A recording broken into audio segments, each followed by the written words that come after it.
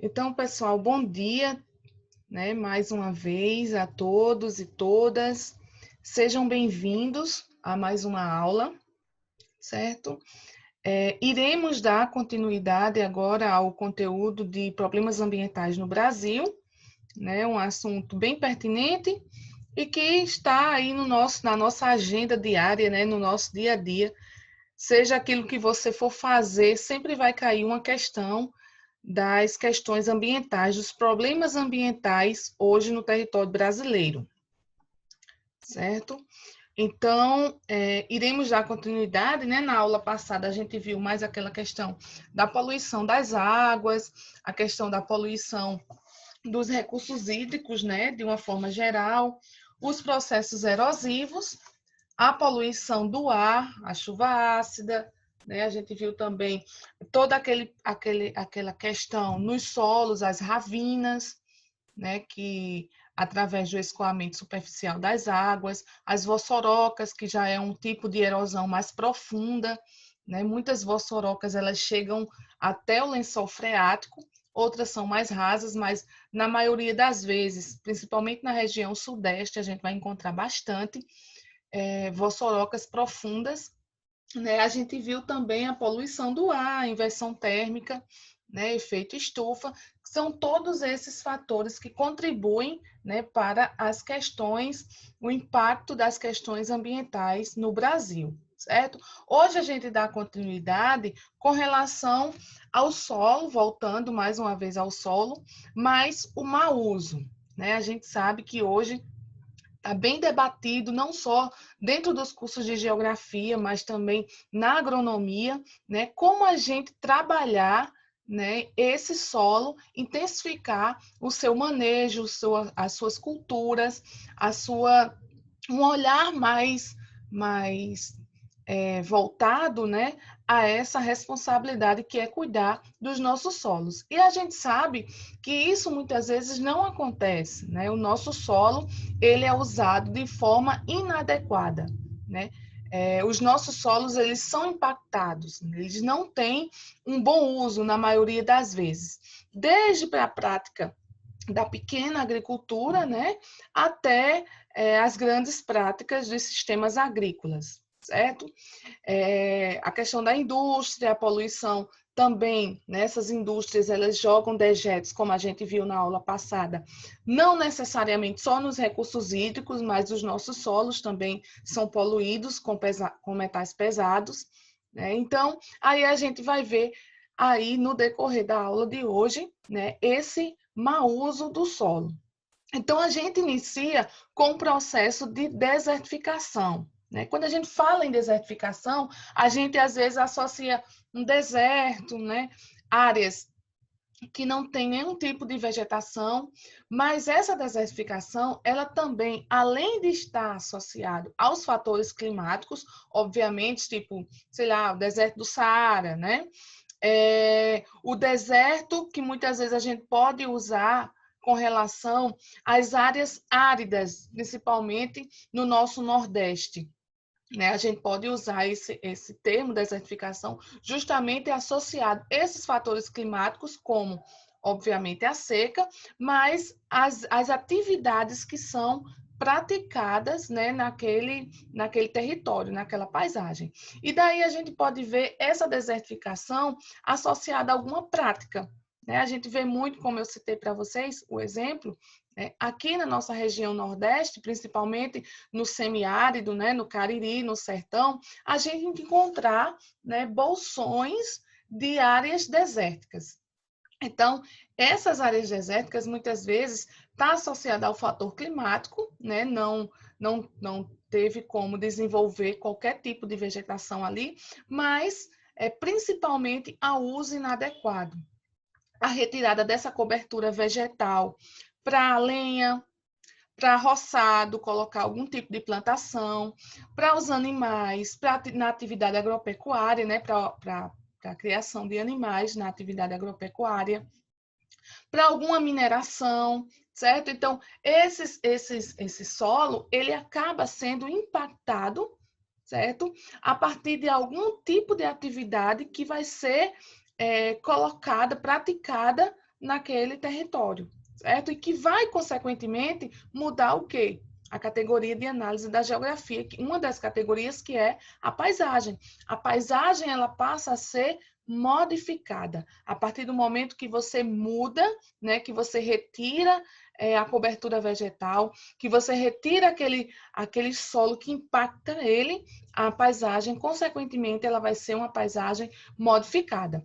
Então, qualquer tipo de atividade, ela vem modificar a cobertura vegetal, né? E, consequentemente, ela vem impactar o solo. Porque, veja bem, a cobertura vegetal, ela é um suporte, certo? Para que não haja o mau uso desse solo, ou seja, não haja algum tipo de impactação naquele solo.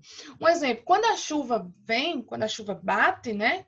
Cai na terra, a cobertura vegetal é esse tipo de amortecedor que faz com que a chuva ela não impacte, né, tanto esse solo que venha formar erosão, né, ravinas, vossorocas, enfim.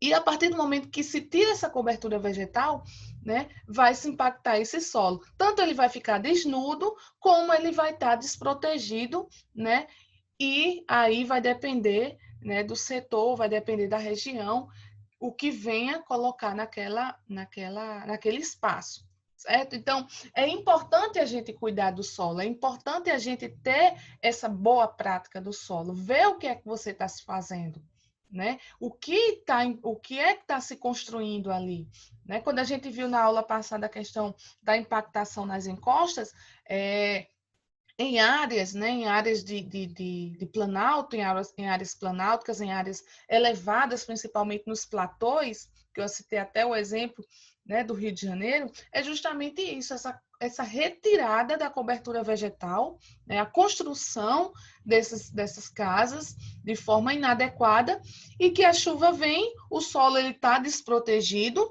né, o solo ele vai absorvendo água, ele vai encharcando, e vai chegar um certo momento que vai pesar e ele não vai aguentar e ele vai ceder, certo? Principalmente solos argilosos, principalmente em solos que têm uma maior absorção de água, certo? E daí, né, um estudo da ANA afirma que a desertificação ameaça área de 1 milhão de quilômetros quadrados, incluindo regiões do semiárido do nordestino, óbvio, onde a prática muitas vezes é até maior, né? O norte de Minas Gerais e o Espírito Santo. Áreas do Piauí, Ceará, do Seridó da Paraíba e do Rio Grande do Norte. Cabrobró, no Pernambuco, né, são exemplos desse processo de desertificação, certo? Que levaria muitos anos para se regenerar, né? Dependeria daquela prática, né? Se as pessoas retiram e replantam, mas o que a gente vê não é isso, né? Hoje, se você fizer, né? Se você fizer um tour, né? Você pegando aqui a nossa Paraíba, do litoral ao sertão, você vai ver muitas áreas desérticas, muitas áreas onde são, né, retirar essa cobertura vegetal para alguma prática de alguma atividade econômica. Você observa muito, por isso que o nosso semiárido, ele é levado e considerado como exemplo, né, o nosso semiárido nordestino, que a gente vê muito essa prática. Primeiro, a gente tem um fator climático, né, que não oferece condições de regeneração, né, se a gente pegar aqui uma área, né, o agreste, só trazendo um pouquinho de vegetação, quando a gente vai ali em Guarabira, em épocas secas, você vê, meu Deus, a Serra da Jurema praticamente queimada, destruída, mas ela tem um poder de regeneração, né? Porque ela está dentro de uma categoria de análise que aquela mata está dentro do agreste, né? Uma área de transição. Então, deu uma chuvinha, uma pancadinha de chuva, a vegetação se regenera, diferente do nosso sertão paraibano, né? Diferente do nosso Cariri, né? São realidades diferentes. Então, é importante, né, que essa região do semiárido nordestino ela está passando por esse processo de desertificação e que haja uma conscientização, né, da população, dos pesquisadores, que vejam alguma alternativa, né, de não perder de não perder aquela área, de trabalhar um processo que seja através de reflorestamento, de plantando áreas endêmicas, né? Áreas que vegetação que é própria daquela região geográfica. Então, isso é muito importante. Já com relação a outras regiões, né, ele traz aqui o processo de arenização. Às vezes, pessoal, confundem, né, em algum tipo de prova que a gente vai fazer, o que vem a ser a desertificação e esse processo, né, de arenização. Então, a gente vê aqui que a desertificação ela vai ser mais comum, né, em regiões nordestinas, em regiões mais áridas, de solo e clima mais árido. Já o processo de arenização, que ele tem esse processo de aceleramento do mau uso do solo também, ele ocorre já em fator do processo das chuvas, já leva em consideração o processo das chuvas e vai ocorrer mais no extremo sul do país. Então, de um lado a gente tem a arenização que tem um fator determinante que é o clima árido, né, um clima seco, e a desertificação, e do outro lado a gente tem o processo de arenização que está associado às chuvas, né, a intensificação das chuvas. Por quê? Porque passa por um processo de lixiviação, né? A chuva vem e ela lixivia, ela transporta aqueles restos de sedimentos, principalmente a areia, né? Que vai justamente acumular e vai formar os balcões de areia, certo? Então, a arenização está muito associado a esse processo de lixiviação do processo das chuvas, né? A ação das chuvas, certo? Então, é importante a gente sempre lembrar que a desertificação ela é diferente do processo de arenização, né? Então, a gente tem aqui, ó, uma área de processo de desertificação na região do Seridó, do Rio Grande do Norte, que é muito comum essa paisagem aqui, também em Pernambuco, né, aqui na Paraíba. Além desse processo, a região sofre com a inversão de uma espécie de vegetação exótica, conhecida como a algarobeira, a algaroba, né? Tão conhecida na nossa região semiárida, típica, né, da região algaroba. Então, pessoal, quando a gente estuda esse processo de mau uso do solo, né, é importante a gente também trazer de aulas anteriores que a gente vem estudando o processo da vegetação, os tipos de vegetação, né, que a gente pode encontrar aqui no Brasil, os climas, né, as massas de ar, né, os climas que são bem comuns a cada tipo de região geográfica. Não sei se vocês lembram, mas acho que lá no início, logo quando a gente iniciou, né, a gente via, eu dizia para vocês que quando a gente estuda vegetação e clima, né, é bom a gente estudar com o mapinha do Brasil, porque aí você vai fazendo um mapa mental, né, você vai associando as regiões geográficas do Brasil àquele tipo de vegetação e aquele tipo de clima. Aí não tem como você esquecer. Assim também como os solos, né? Mas os solos, eles caem mais a questão da impactação, desse mau uso e assim sucessivamente. Então, a gente saindo desse mau uso, né, desse processo de desertificação, que também está associado à arenização em algumas áreas, a gente entra para a degradação dos solos, né? A degradação dos solos, assim como a degradação da vegetação, é o assunto em pauta, né, em todas as discussões que a gente tem sobre meio ambiente, né? O lixo também, né? O clima, o aquecimento global, mas a degradação dos solos e a degradação da vegetação é o que a gente vem, né, arcando aí nesses últimos anos. Então, o Brasil, né, ele sofre de forma realmente direta com esse processo de degradação. E ele vai ser justamente uma forma inadequada desse uso do solo, né? A gente tem, de um lado, o desmatamento, tão aí visto, né, hoje a olho nu, a nossa Amazônia legal, né, o nosso cerrado sofre hoje com esse processo de desmatamento e de queimadas, né, queimadas que vem prejudicar a flora e a fauna e os solos, né? A gente sabe que quem é agricultor, né? Quem trabalha nessa questão da agricultura, quando você debate para ele que não é, né, pertinente queimar solos, porque você acaba com humus, né? A matéria orgânica daquele solo.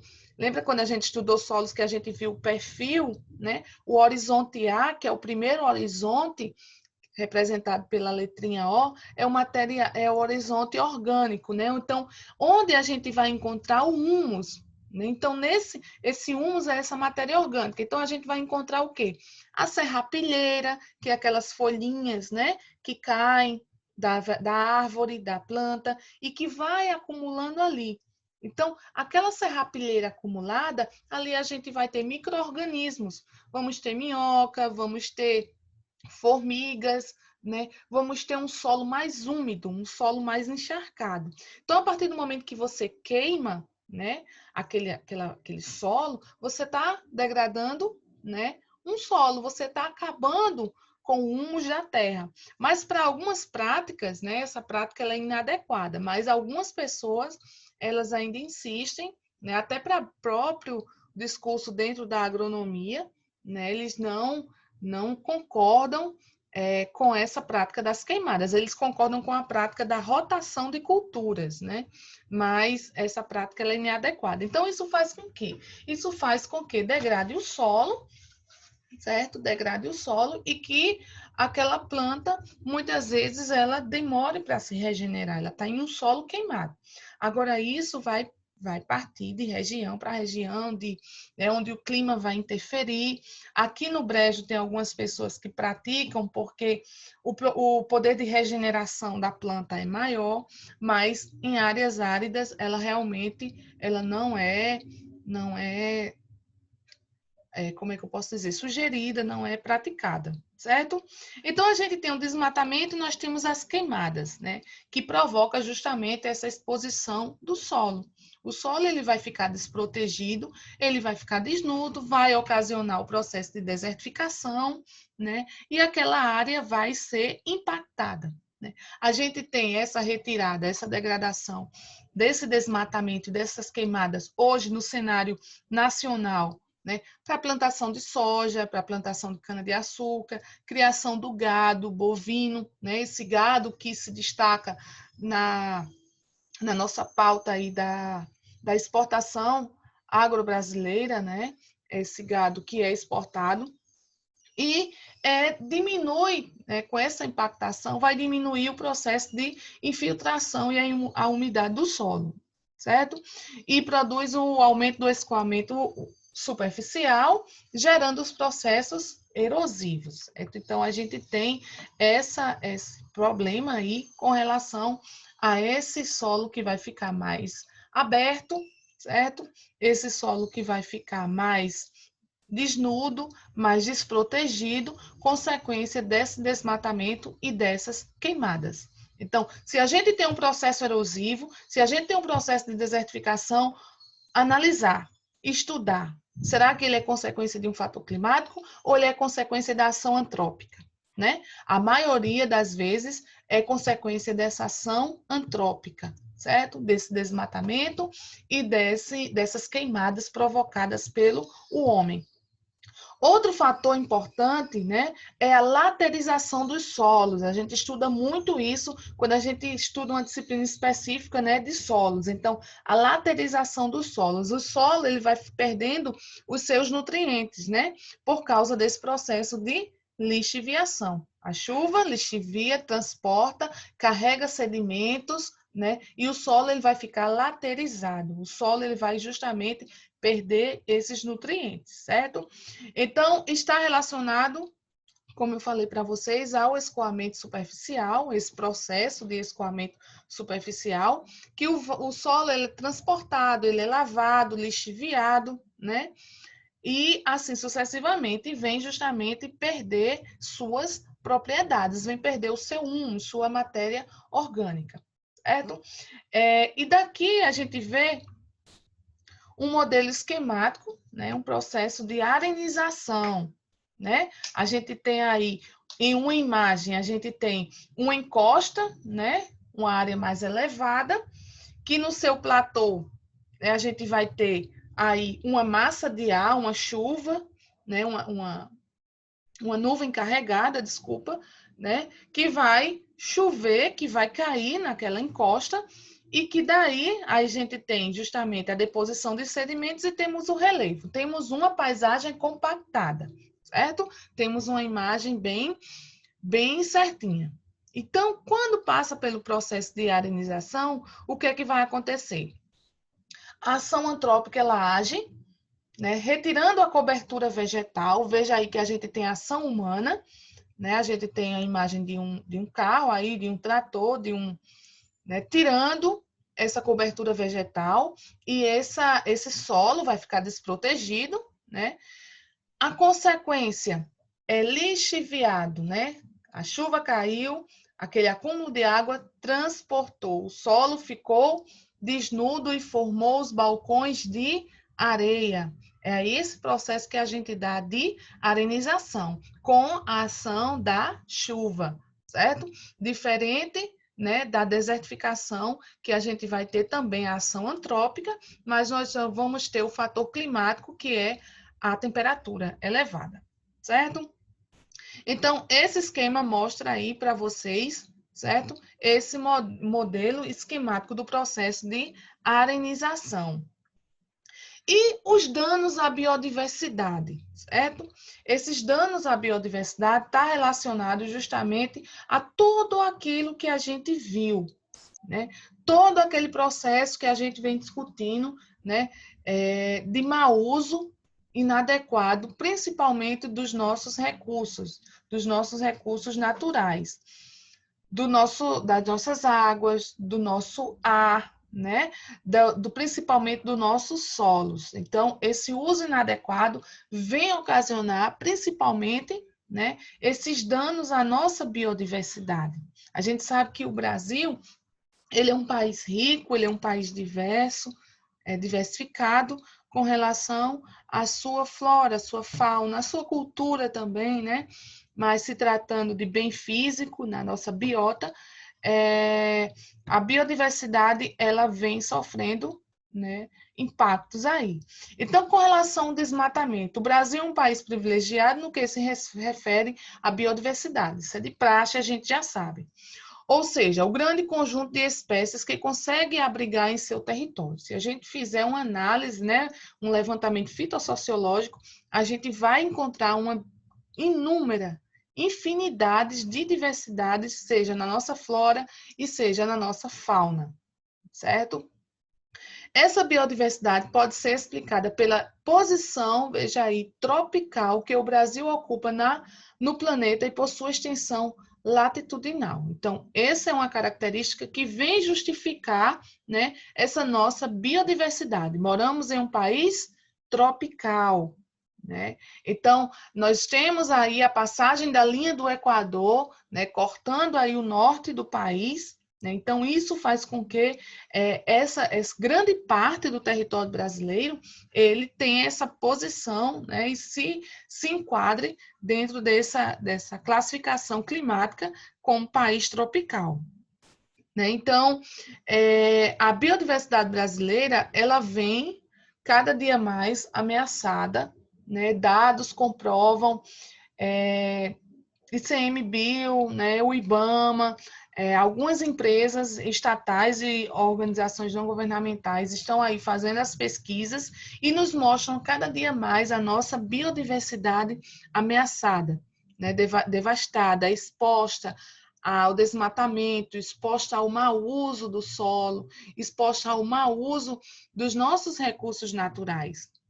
Certo? A extração, a exploração da madeira, principalmente na nossa região norte, a gente tem a exploração da madeira, temos o garimpo, né, de forma inadequada, temos as nossas explorações agropecuárias, as fronteiras agrícolas, o caso da fronteira da agrícola na Amazônia, né, um nomezinho aí mágico que a gente já viu quando a gente discutiu, né, em aulas anteriores, essa questão fronteiriça, essa questão da vegetação, a PIBA, né? Essa fronteira agrícola da Amazônia.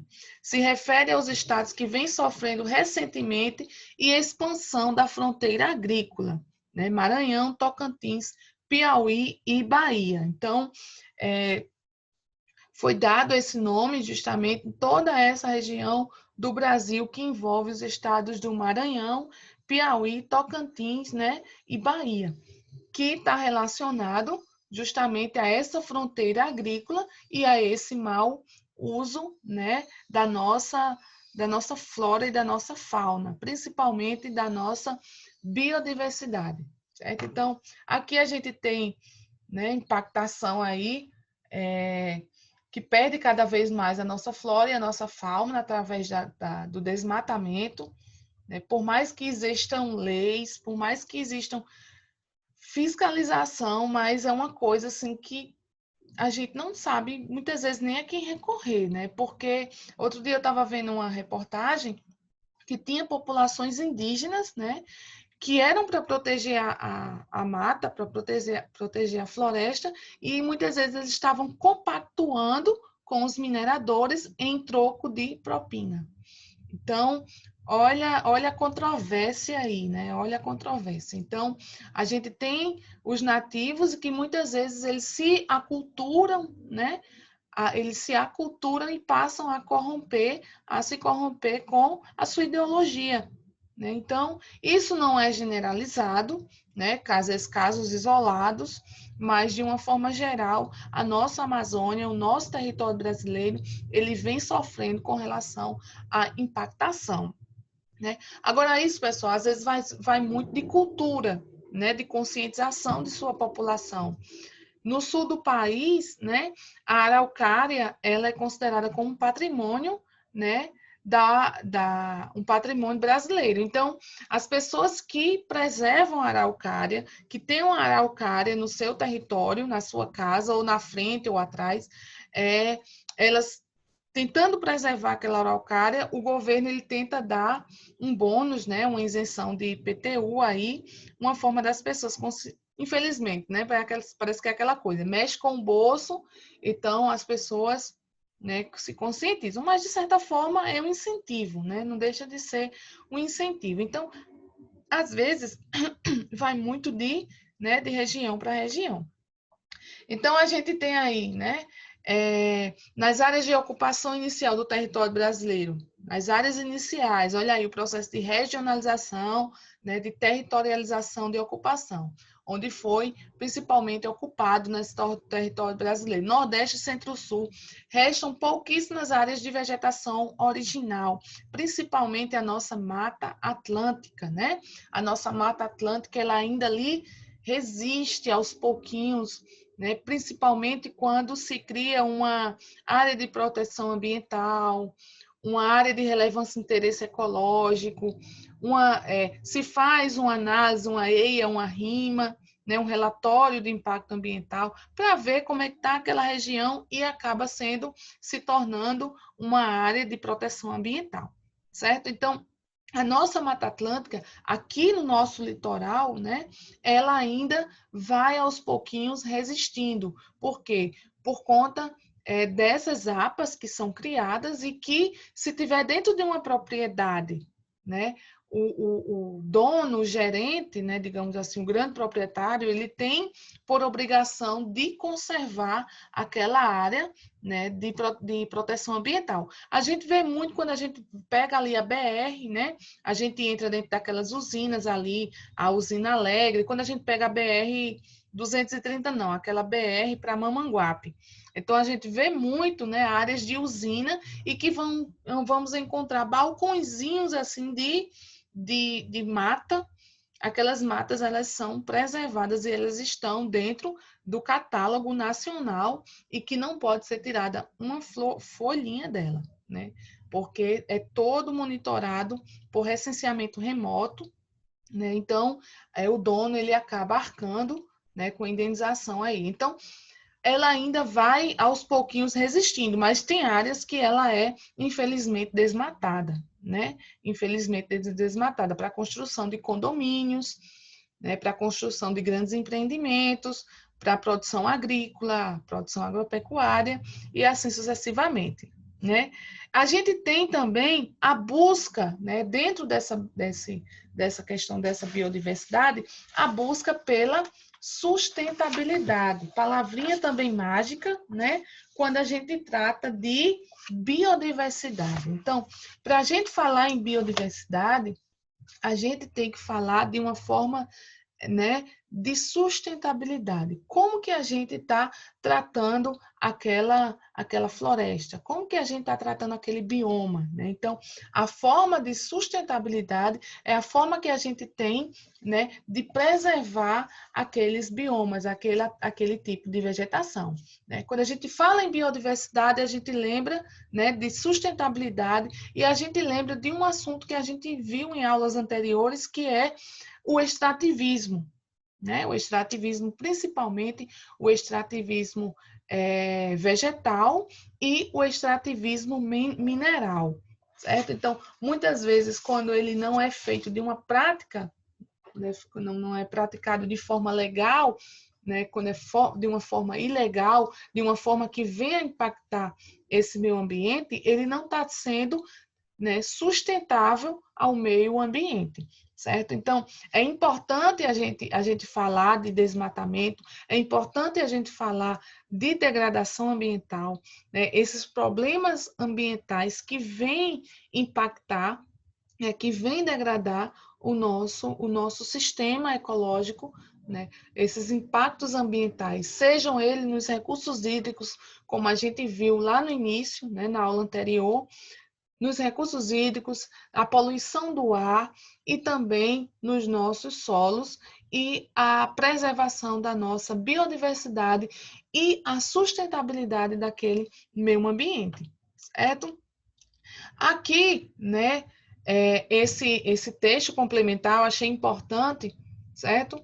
Que vocês vejam porque trata-se do nosso estado, né, a nossa Paraíba, e a desertificação ameaça 94% das terras na Paraíba e é irreversível, diz o INSA. Nossa, olha isso, 94%, né, das terras paraibanas. A Paraíba é o estado mais afetado proporcionalmente pela desertificação, processo de degradação ambiental que torna as terras inférteis e improdutivas, né, como a gente viu lá na frente. Então, além da seca, né, que é um fator climático, como eu falei para vocês, que a desertificação tem a influência dos processos não só antrópicos, né, mas do processo do fator climático, além da seca, que vem afligindo nós paraibanos há 5 anos, né, alguns anos atrás, depende,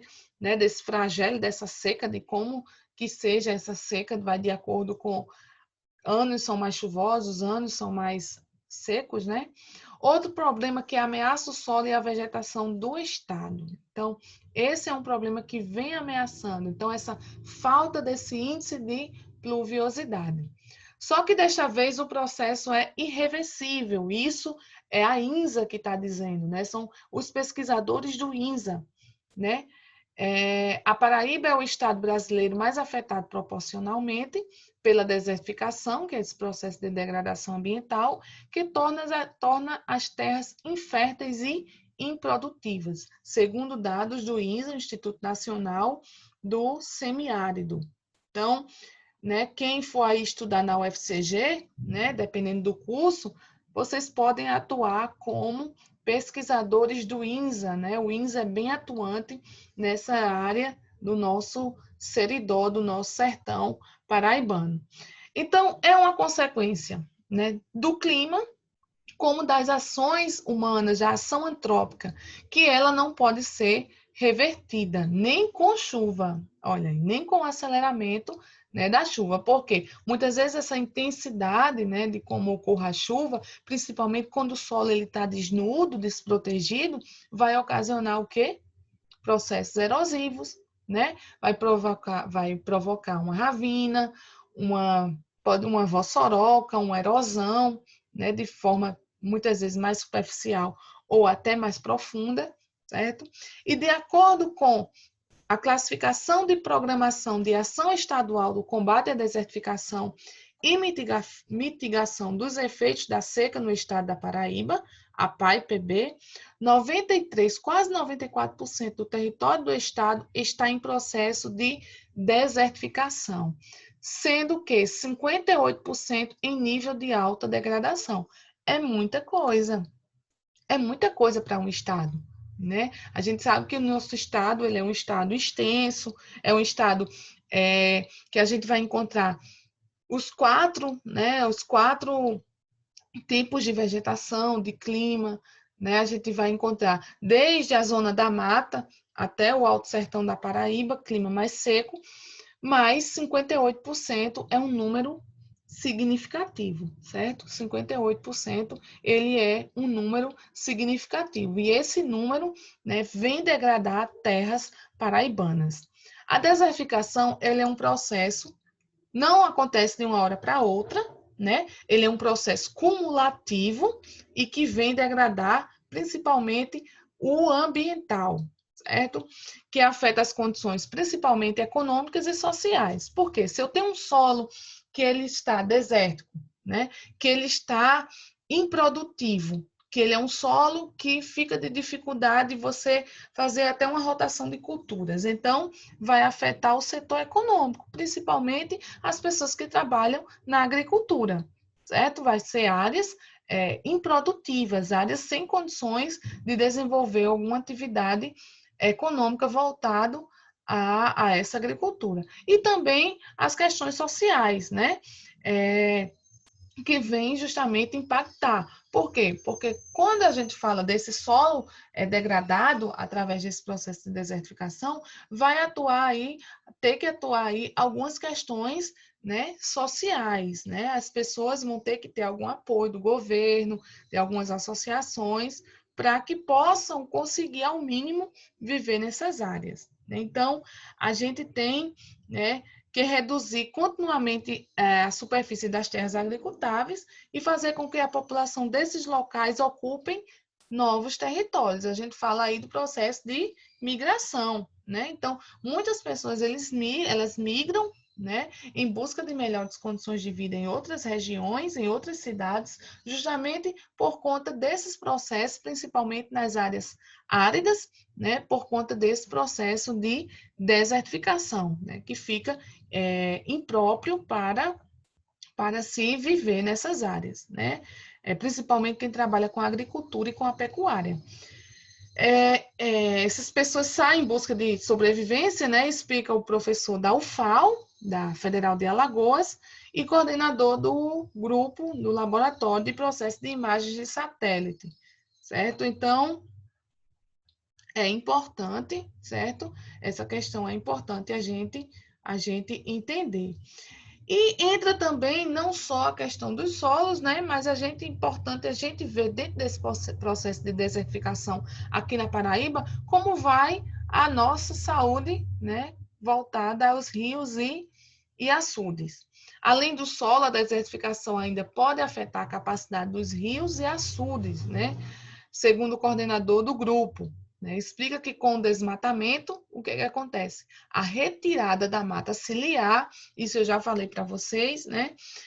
Deixa o solo infértil e acaba sendo depositada, né? Fica formando aqueles balcões de areias e retira a cobertura vegetal dessas margens, certo? Desses rios e desses açudes. Então, a tendência é o quê? Secar.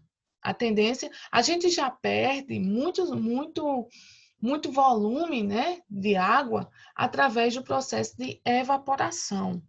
Né, a temperaturas muito elevadas, essas águas evaporam. E a partir do momento que você retira a cobertura vegetal daqueles rios que protegem, né, a cobertura vegetal tem como uma forma de proteger, né, esses rios e esses açudes.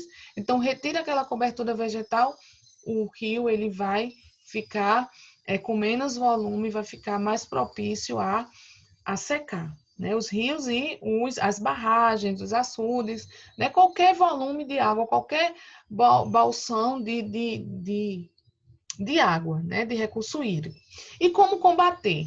Como combater esse processo de desertificação? Então, o professor sugere, ele cita 2 ações, né, que podem ser úteis a esse processo de desertificação que tanto afeta o nosso território paraibano. Quase 60% do nosso território paraibano ele é afetado, né, por esse processo de desertificação. Então, as 2 ações, né? Então, criar áreas de conservação da caatinga. Isso é uma questão muito importante que as políticas públicas elas deveriam ver, né? Elas deveriam ter esse olhar voltado ao nosso semiárido, né? Eu acho que já foi pior. Eu acho que com criação de campos universitários, dos IFs, né, dos centros técnicos, eu acho que vieram mais ter essa visão com relação ao nosso semiárido. Então, o nosso semiárido ele já foi pior, né, já foi visto como área de discriminação, né, visto como que nada presta, que nada se planta, que nada se colhe, né? Então, já teve-se mais um preconceito. Hoje, com essa criação desses campos, com a criação de cursos voltados à conservação e à preservação do meio ambiente, né? Eu acho que esse cenário já deu uma melhorada. Mas o professor ele sugere, né, que haja ainda uma área da conservação da caatinga, que não existe, né? As nossas políticas públicas, né, elas são mais voltadas ao nosso litoral, mais voltadas às nossas áreas mais que está próximo, né, em áreas que tem uma maior ação de políticas públicas. Então, Zona da Mata, Agreste, Brejo, né, adentrou o sertão, muitas vezes há esse preconceito. Então, criar-se essa área de conservação, né, e a bioprospecção, que é a exploração desses recursos genéticos e bioquímicos das espécies, principalmente pela indústria farmacêutica. Né? Então, aí um sinal, né? Quem sabe, junto com as universidades, junto com o poder público, com as prefeituras, com o Estado, né? Ter essa visibilidade, né? Ver essa alternativa para desenvolver a região semiárida através dessa criação de conservação da nossa caatinga. E a caatinga tem uma biodiversidade que permite a extração de fármacos, voltada à área da farmácia, né, para gerar produtos. E isso é um valor, né, agregado, principalmente, como eu falei, às políticas públicas de conservação da caatinga, que podem incentivar o turismo, gerar empresas, atrair pesquisas. Né? Então, olha uma outra ação. Né? Quando a gente trata de turismo, eu que estudei, né, dentro da pós, a questão do turismo, aqui na nossa região do Brejo, em cima de um projeto cultural. Então, quando você entrevista esses representantes, né, das ações, esses representantes, principalmente do poder público, né, Sebrae, Senac, PBTU, né, quando você entrevista, você vê que as políticas públicas elas estão mais voltadas ao litoral. Né? Adentrou o litoral, vai existir políticas públicas para tudo. Agora, quando adentra o interior, esse interior ele é muitas vezes esquecido. Né? Então, não vai ter planos suficientes que dê, né, pano para as mangas para a gente estudar e destrinchar, digamos assim, todo essa literatura. Então, a gente fica muito difícil. E você imagina, muitas vezes, nessas áreas do semiárido nordestino. Então, precisa se voltar, né? Precisa que as políticas públicas, a gente, quando esteja dentro da universidade, a gente realmente faça projetos, né, que desenvolvam essas áreas, seja em qual área você esteja, né, qual área você esteja, na farmácia, na arquitetura, no urbanismo, certo? Na geografia, alguns cursos de licenciatura, nas engenharias, né, a gente pode criar projetos junto com os professores, vocês que no próximo ano estarão nas universidades, para quem sabe aí, né, tentar sanar esse processo tão debatido que a gente viu agora dos problemas ambientais, né, no Brasil e especificadamente no processo da nossa desertificação, que vem afetar em quase 60% o nosso território brasileiro. certo? Alguma dúvida, pessoal, com relação ao que vem a ser, né, esses problemas ambientais no Brasil?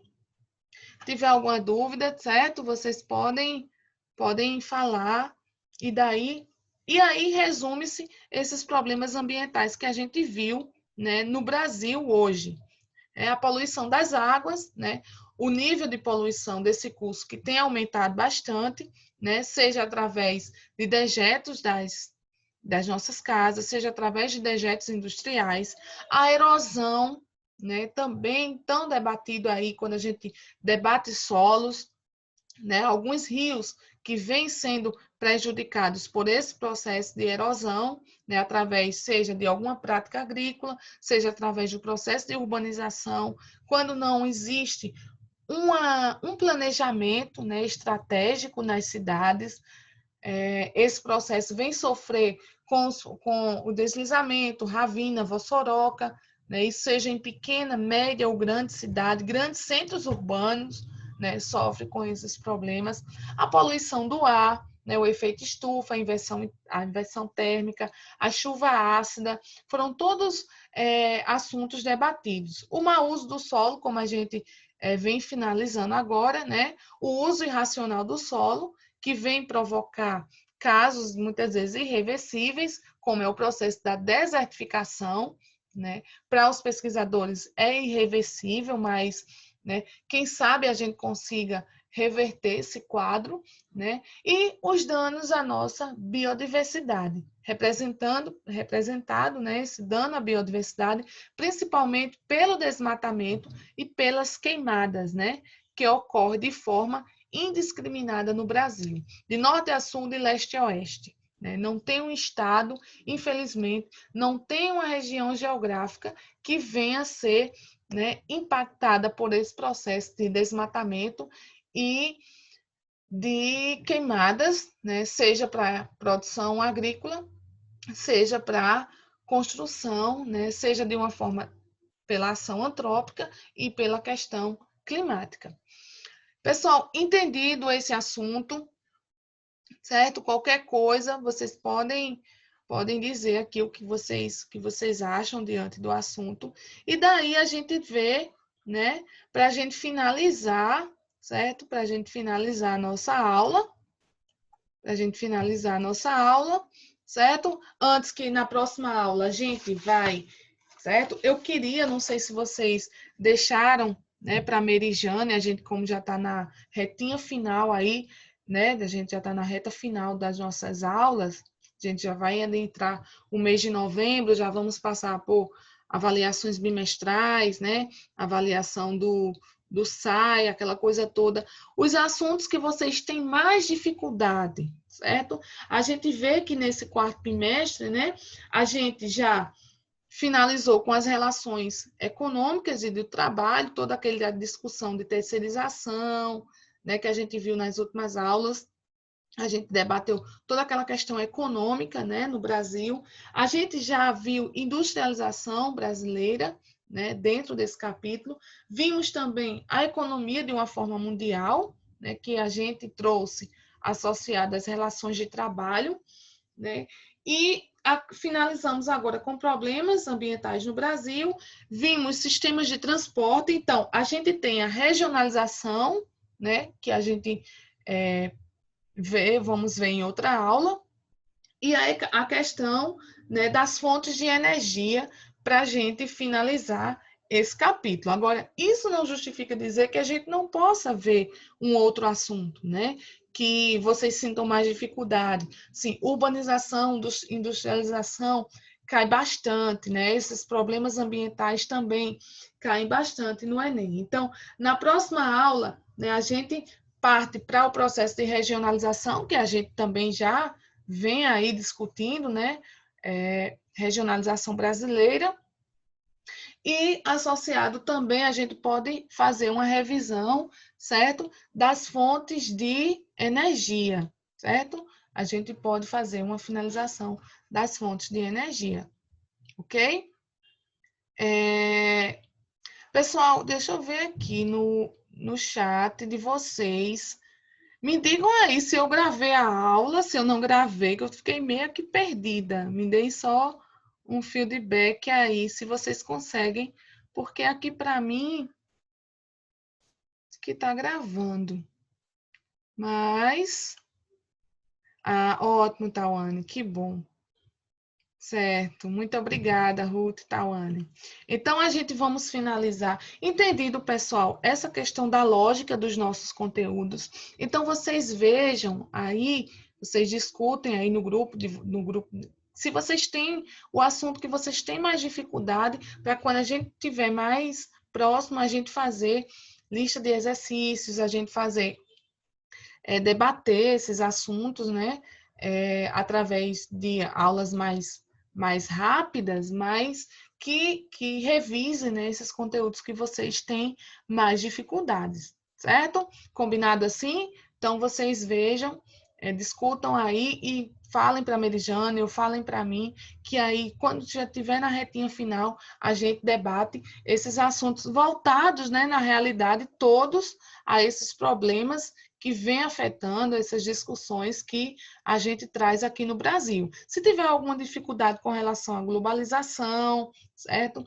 A geopolítica, a gente também debate esses assuntos voltados, né, à geopolítica, que também cai bastante no Enem, certo?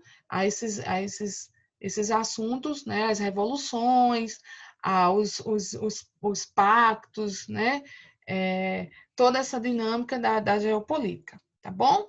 Então, vamos finalizar esse assunto, né? Vamos responder essa atividadezinha, certo? Que já tem, né?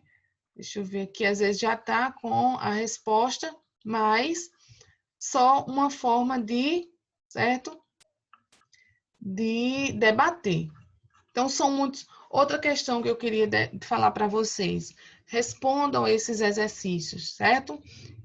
Eu falhei na aula passada, eu não liberei assunto, questão, atividade, porque eu queria concluir esse assunto com vocês. Eu só gosto de liberar a atividade quando se conclui, certo? O assunto, para muitas vezes vocês não ter dúvida e o assunto não está concluído, certo? Então, hoje eu irei liberar essa atividade, tá bom? E vocês discutem resolvem em casa, tá bom? Então, aqui a gente tem uma barragem, né? O rompimento da barragem de rejeito da Samarco Correia, né? No distrito do Bento Rodrigues, em Mariana, né? Quem nunca ouviu falar esse assunto, né? Tão debatido aí nos meios jornalísticos, né? Que foi essa grande tragédia que aconteceu em Mariana, em decorrência, certo? Em decorrência desse desastre, desse impacto, né, ambiental. Deixa eu só acompanhar aqui que fica melhor, certo? Então,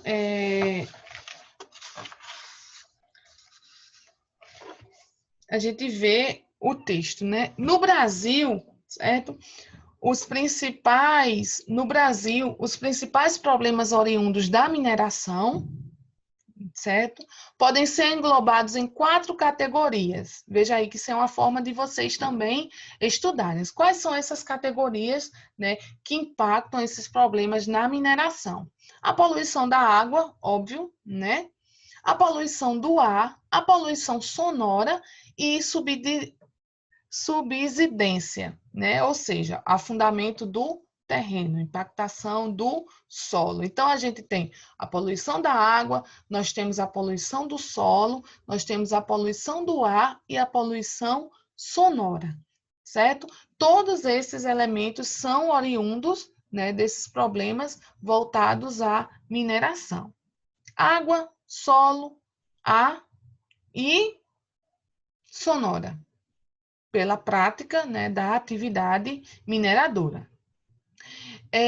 Inicialmente, a mineração ela afeta a cobertura vegetal, porque aquela vegetação vegetal ela vai ser retirada, né, dependendo da variedade de graus, né, a cobertura total, a cobertura parcial, desde a supressão total ou parcial da área a ser a mineradora. Vai depender de como, o tamanho que seja aquela mineradora. Até a utilização de grandes volumes de água, certo? Então, a atividade gera profundas alterações, modificando toda a estrutura física e social, tanto do local onde está situada a mina, quanto a região no entorno. Então, qual é a questão? Qual a pergunta? O desastre ocorrido em Mariana evidenciou, né, quanto a mineração de ferro pode causar impactos socioambientais negativos. Então, nesse episódio, esses impactos provocaram a seguinte mudança nas condições de vida da localidade mineradora. A gente sabe que essa prática, né, de mineração, ela vem justamente trazer impactos socioambientais, né? Não só o ambiente, mas os impactos sociais que é acometido aquela sociedade, né? Aquele entorno. Então, a ampliação do número de idosos, né? Isso aí a gente já descarta, né? As condições de vida na localidade mineradora, que diz assim: nesse episódio relacionado a Mariana, esses impactos provocaram a seguinte mudança. Será que foi ampliado o número de idosos? A gente descarta, né? Aumento da desigualdade salarial, eu acho que não foi o pertinente voltado a realmente o objetivo, né, dessa questão. Interrupção definitiva do extrativismo? Não foi. Não houve essa interrupção. E o deslocamento compulsório da população. Então, essa a gente já tem a resposta aqui, né? Que é a letra D, que destaca esse deslocamento compulsório da população voltado a essa questão dessa extração. Então, o que é que a questão nos diz? Olha o que ela nos justifica. A extração de minérios é estratégia para a garantia de fornecimento de matérias-primas, né? Em especial para a siderurgia. Então, a mineração ela gera empregos. Então, quando fala do deslocamento compulsório da população, justamente por isso, essa população elas saem, né, muitas vezes de outros lugares para trabalharem na mineração através de quê? Através da busca, né, de salários, em busca de um emprego. Então, interferem justamente no setor e no crescimento do desenvolvimento econômico. E, por outro lado, é mencionado, né, a questão ocasionar sérios impactos ambientais. Isso é nítido. Isso é isso que eu estou vendo. Eu não entendi hoje, Ruth, porque não deu o tempo, né? Não deu tempo. Então, vamos finalizar só com essa questão. Realmente, eu estou vendo aqui que a gente já passou de 40 minutos, certo? Eu vou finalizar. E na próxima aula, a gente já entra em outro assunto, certo? Então, realmente, eu extrapolei. Obrigada, minha linda. Viu? Eu que eu estava esperando dar os 10 minutos, mas a aula hoje não apareceu. Por isso que eu fiquei perguntando se foi gravada, né? Então, esse deslocamento compulsório da população é o que vem justificar essa questão. Essas pessoas se deslocam, por mais que haja uma impactação do meio ambiente, né? Esses impactos socioambientais relacionados à exploração, né? Ao desastre de Mariana, aquela instalação daquela mineradora ali, mas e de um outro lado, a resposta correta é essa, porque as pessoas saem em busca, né, de trabalho, de emprego e renda. Tá bom? Então, me perdoe aí se eu extrapolei, tá certo? Então, na próxima aula, a gente já inicia com outros assuntos e vejam o que vocês querem trabalhar de revisão lá no final, quando estiver pertinho do Enem. Tá bom? Então, um cheirão a todos e muito obrigado por terem participado da aula, certo? Deixa eu finalizar aqui.